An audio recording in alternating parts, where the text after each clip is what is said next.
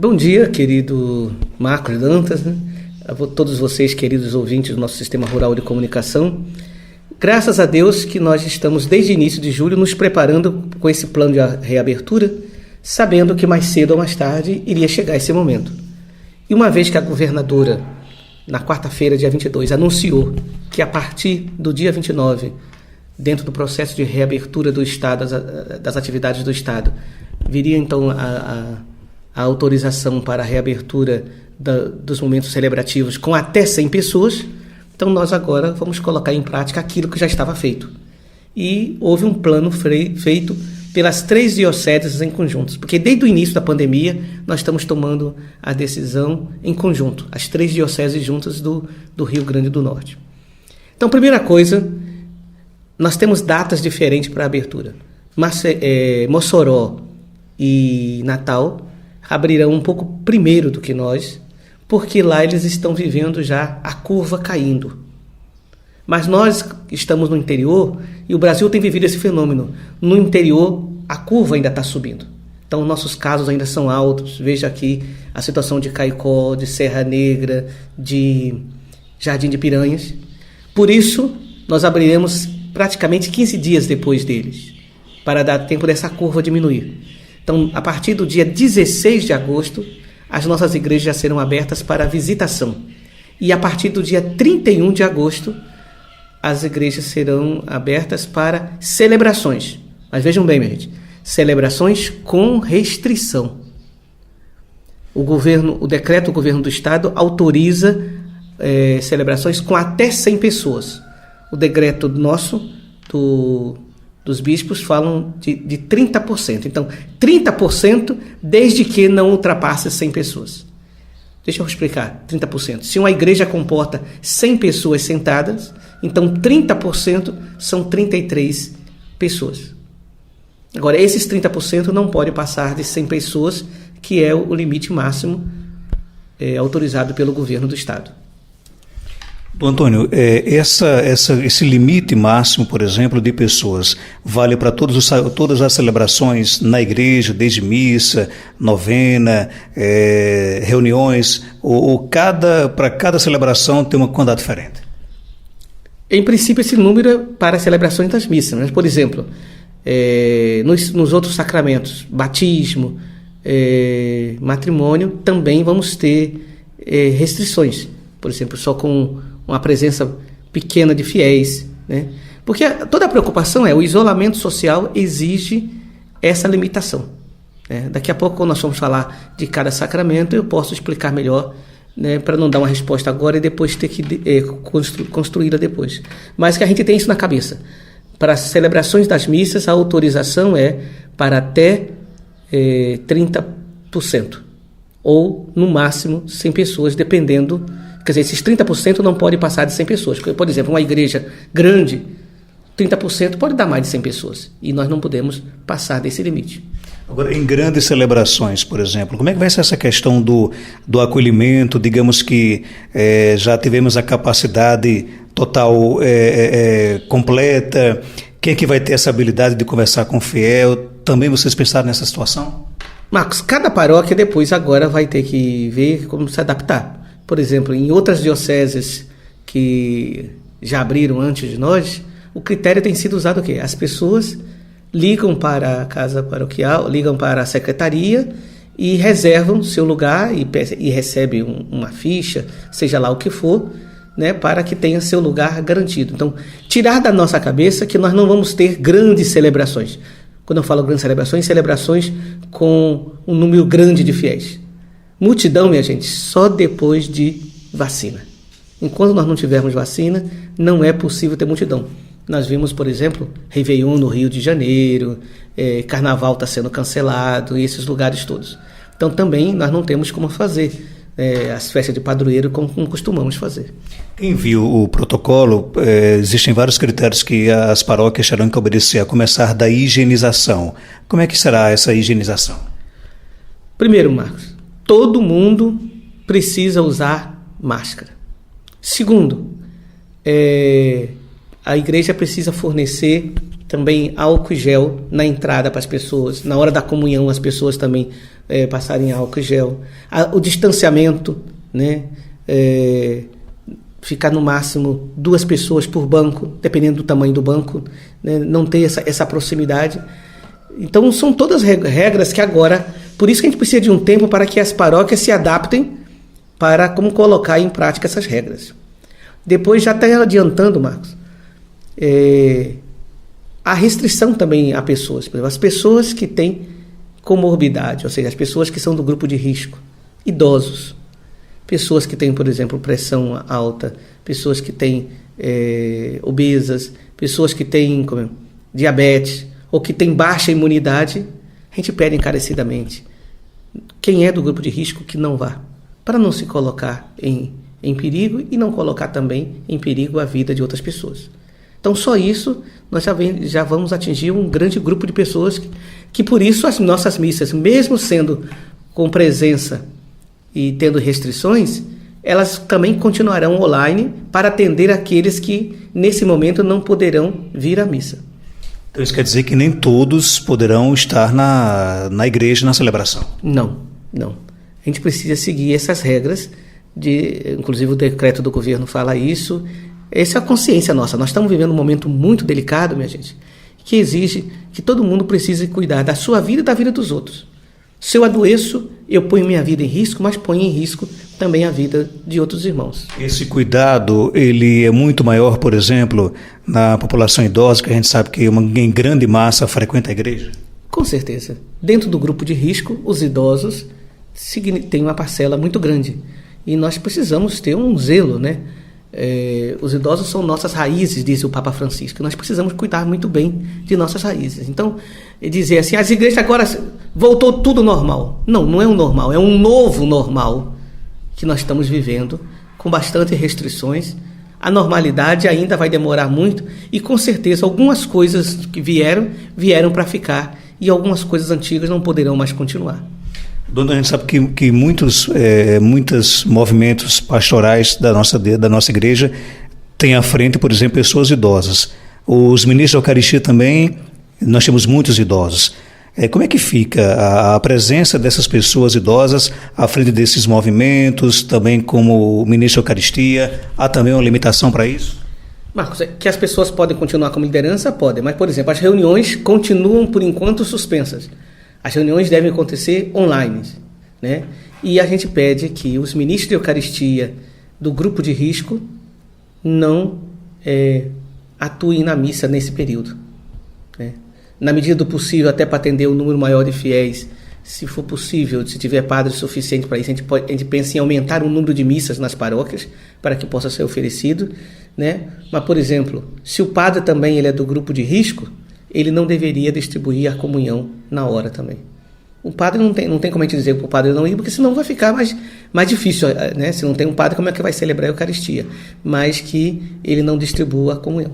Tudo isso está dentro do decreto. Existe também protocolo para a comunhão, por exemplo? Como é que será a comunhão? Primeira coisa, todo mundo de máscara até a hora da comunhão. Na hora da comunhão você não precisa dizer amém, né? Você recebe a comunhão, tira a máscara, comunga, mas antes da comunhão você já higieniza a sua mão. Vai ter alguém, né, ou algum lugar onde tem um álcool, quando você já passa ali, já higieniza a mão, porque a gente sabe que esse contato é sempre muito delicado, muito perigoso. E com relação, por exemplo, ao final das celebrações, como é que deve ser, qual é a sugestão da nossa diocese para a saída dos fiéis? A ideia é que não saiam todos pelo mesmo lugar. Então, que as pessoas entrem por um lugar, por exemplo, e saiam pelas portas laterais, para evitar justamente aquele momento que sai todo mundo junto e se encontra e vai querer se abraçar. Não. Se você entra pelo meio, aí, claro, não tem como a gente determinar, porque cada igreja tem uma estrutura, né? Mas que tenha uma rota de entrada e uma rota de saída. Depois disso, a igreja precisa ficar pelo menos meia hora aberta para ser higienizada para a próxima missa. Antes de nós começarmos essas missas, todas as nossas igrejas precisarão passar por um momento de detetização. A gente pede encarecidamente, quando as igrejas ficarem abertas para a oração, que as pessoas não vão rezando, botando mão no santo, botando mão no santíssimo, porque você tanto pode infectar, quanto pode ser infectado. Eu acho que é um cuidado que a gente precisa ter nesse momento. O vírus, ele está aí no ar. E eu posso tocar num lugar, por mais que seja sagrado esse lugar, mas o vírus pode estar ali e eu posso ser infectado. A gente sabe que durante algumas doenças, por exemplo, o próprio Dom Antônio já sugeriu que na hora do abraço da paz, a gente deve apertar a mão, dar um abraço. Permanece também nessa pandemia, principalmente nessa pandemia? Permanece, né? Abraço da paz não tem, né? Pode até fazer uma reflexão, um momento em silêncio para que cada um pense em quem queria abraçar, mas não fica suspenso o abraço da paz. Todo esse gesto que possa gerar alguma proximidade maior junto ao irmão, ou mesmo para nós que estamos na presidência, de beijar o altar. Também fica suspenso esse gesto até passarmos esse momento mais delicado. Com relação à coleta, qual é o protocolo que tem que ser adotado? A ideia da coleta é que a pessoa vai ficarão aquelas urnas ou cofres na saída da igreja e no final da missa você já coloca a coleta. Para você não ter contato com o dinheiro na hora da missa e depois ter que comungar.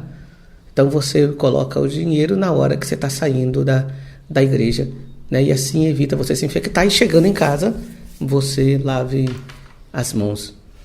Doutor, eu acredito que muitas pessoas querem batizar seus filhos, muitas pessoas estão programando aí se unir em matrimônio. Com relação a essa questão dos sacramentos, também nós temos protocolos para isso?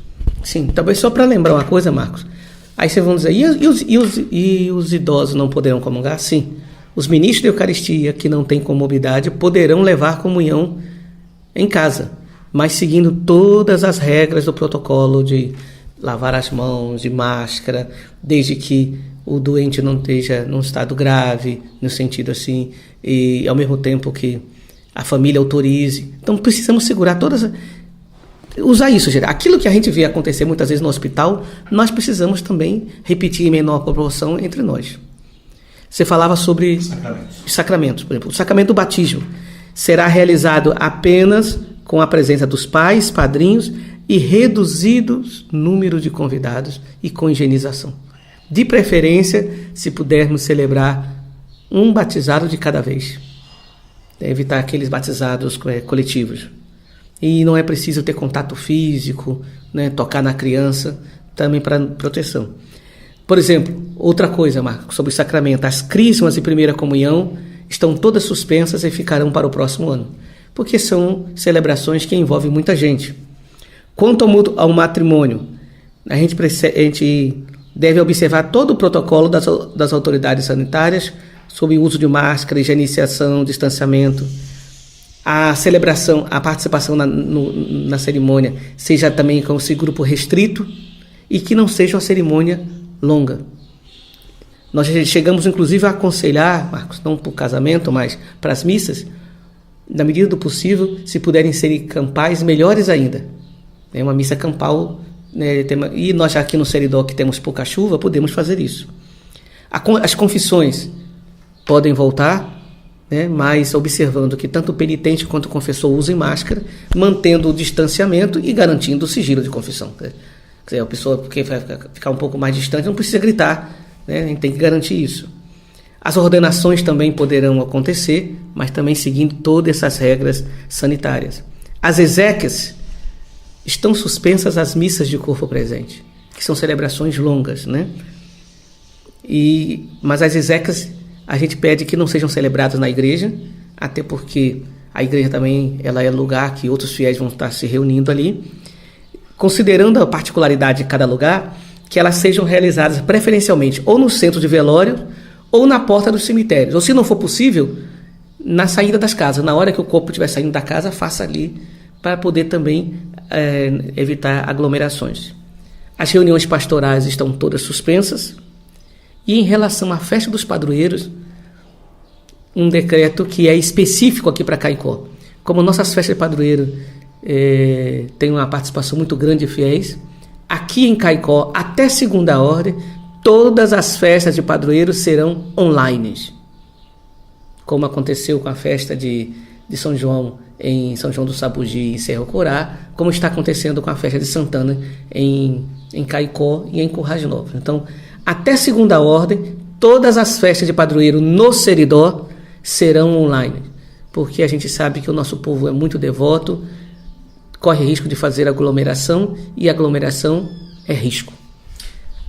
Os protocolos aí colocados para o conhecimento das pessoas, o senhor espera, estamos aí há quase 5 meses, né, sem pessoas presentes nos templos religiosos. Só espera que a população realmente colabore? Você acha que as pessoas vão aceitar realmente essas condições?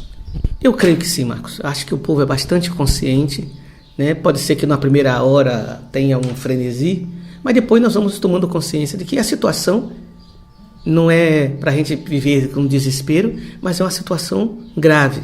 Então exige de nós muita responsabilidade.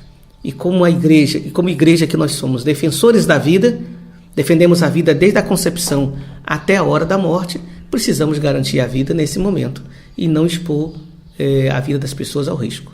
O senhor disse semana passada que precisaria de cautela e só voltaria realmente numa situação que depois, por exemplo, não tivesse que suspender as atividades mais uma vez. Então o senhor está convicto de que dia 31 de agosto é realmente o momento de voltar sem o risco de fechar as igrejas novamente? Olha só, Marcos, entre o decreto da governadora e a execução aqui, ainda nós temos mais um mês pela frente.